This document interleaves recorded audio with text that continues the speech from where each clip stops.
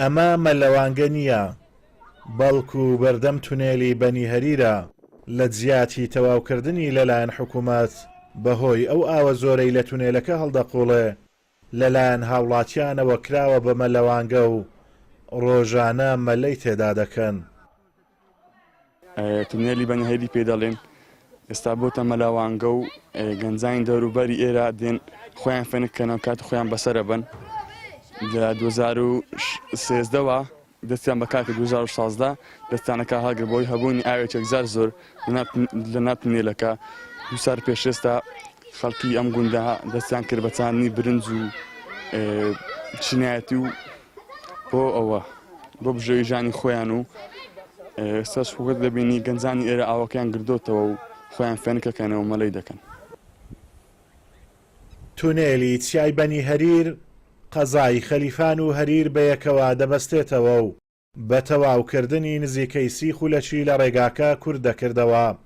بەڵام پرۆژەی تونێلی چیای بەنی هەریریش هاوشێوەی زۆرێک لە پرۆژەکانی تری حکوومەتی ماوە بەسەرچووی هەرێم تەواو نەکراوە و بەنی وەچڵی جێهێڵراوە.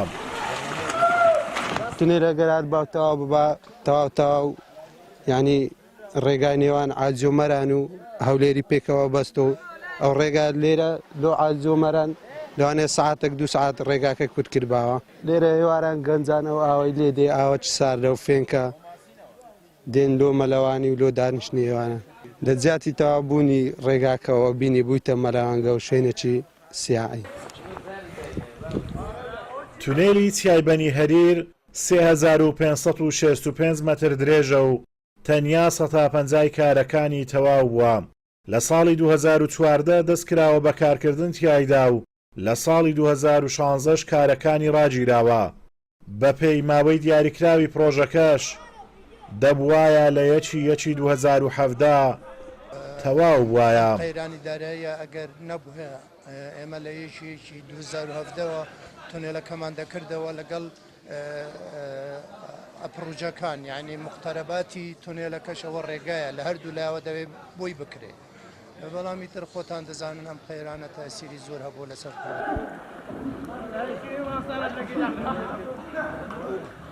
لە ساڵی 2016 کارکردن لە تونێلی بەنی هەریر ڕاوەستاوە کە بە تەواوکردنی کاریگەری دەبوو لە سەرکەمکردنەوەی جەنجاڵی لە ڕێگاکانی ناوچەکە. بەڵام لە ئێستادا تونێلەکە بۆتە مەلەوانگە و ئاسۆیەک بۆ تەواوکردنی دیار نییە. ئازادۆمەراوی کەناڵی ئاسمانی پەیام، تونێلی بەنی هەریر.